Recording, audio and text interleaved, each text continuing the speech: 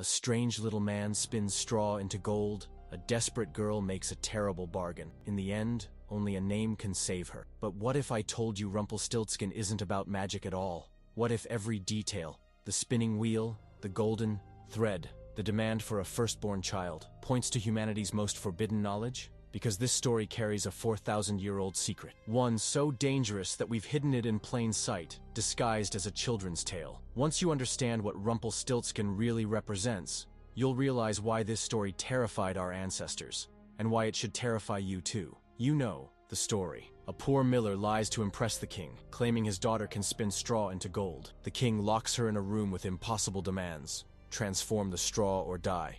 Enter the strange little man. He offers to help, but for a price. First her necklace, then her ring, finally her firstborn child. Each night, ordinary straw becomes precious gold. The king is so pleased he makes her his queen, but when her first child is born, Rumpelstiltskin returns to collect. Only by guessing his name can she keep her baby. She discovers it through trickery. He's dancing around a fire, singing his secret name to the flames. When she speaks it aloud, he vanishes, or in darker versions, tears himself in half with rage. Simple fairy tale, right? Wrong. In 2016, researchers from Durham University proved this story is over 4,000 years old. It belongs to a tale type called the name of the supernatural helper, and it appears in every culture on Earth. Different names, different settings, but always the same core. Impossible task, magical helper, terrible price, secret name. This isn't coincidence.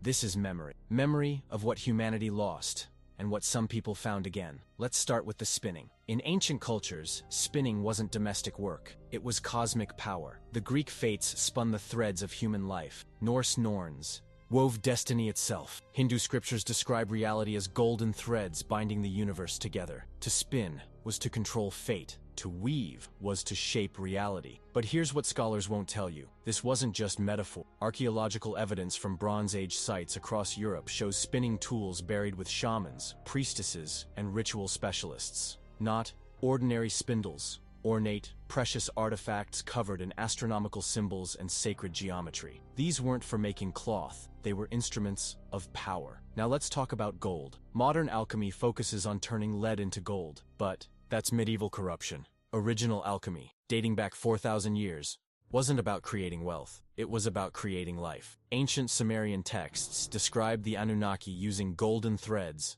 to weave consciousness into clay bodies. Egyptian tomb paintings show gods spinning golden light into human souls. Vedic scriptures speak of reality as threads of gold holding matter together at the quantum level. When Rumpelstiltskin spins straw into gold, he's not creating treasure. He's demonstrating mastery over the fundamental forces of existence. He's showing he can manipulate reality itself. But who is he really? Every culture has the same figure. Small, ancient, powerful, not quite human. Celtic folklore calls them the Aossi, the people of the mounds, who possessed knowledge from before the flood. Jewish mysticism describes the Nephilim, fallen, angels who taught forbidden arts to humanity. Sumerian tablets speak of the Anunnaki, beings who came from the sky and shared dangerous knowledge with early humans. Hindu texts describe the Siddhas, immortal masters of reality who live hidden among us. Always the same pattern, ancient beings with forbidden knowledge, hiding in plain sight, offering power for a terrible price. What if Rumpelstiltskin isn't folklore?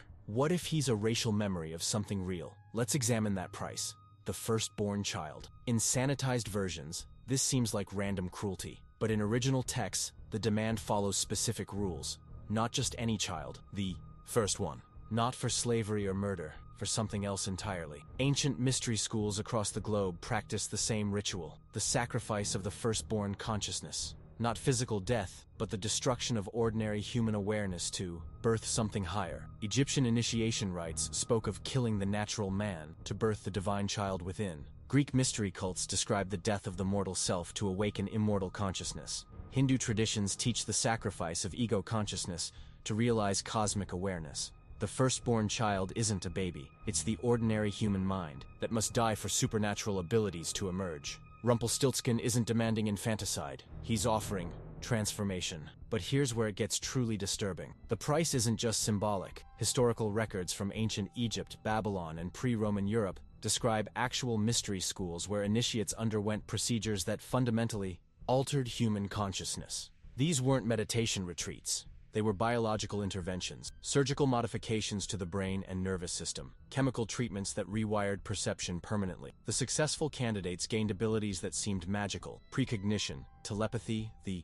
ability to influence matter with thought alone. But the failure rate was catastrophic. Most initiates died. Others emerged as empty shells, their original personalities completely destroyed. The firstborn they sacrificed was their human consciousness.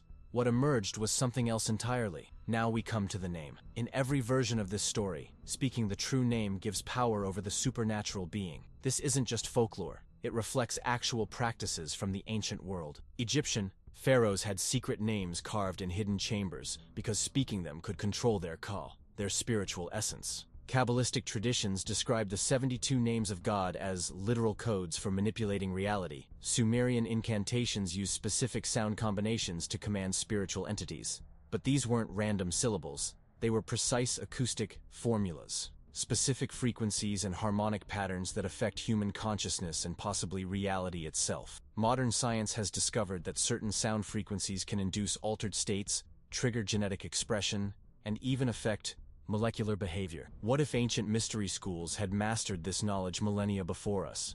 When the queen speaks Rumpelstiltskin's name, she's not just identifying him. She's using an acoustic weapon that strips away his power over reality. So what is this story really telling us? It's a manual. Instructions for the most dangerous transaction in human history: trading ordinary consciousness for supernatural abilities. The spinning wheel represents technology for manipulating reality. The golden thread symbolizes the energy that binds consciousness to matter. The impossible task is the requirement that ordinary humans cannot meet without help. The supernatural helper is the surviving member of an ancient race or secret society that possesses this knowledge. The price is the destruction of normal human consciousness.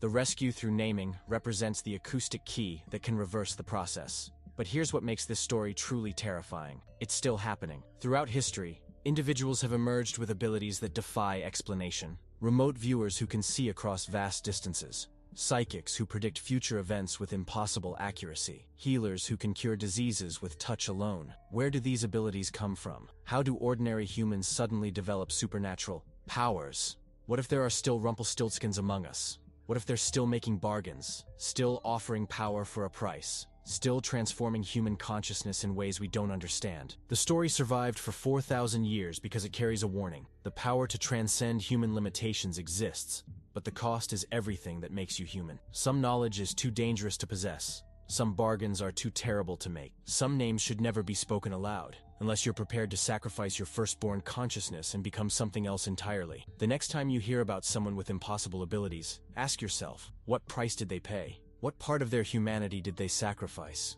And who was the strange little man who taught them to spin straw into gold? But if you think genetic modification of consciousness is disturbing, wait until you discover what's really hidden in Snow White. The truth about the 7 dwarfs will shatter everything you believe about human evolution. Click to learn the secret that archaeology doesn't want you to know. Sweet dreams, Darklings.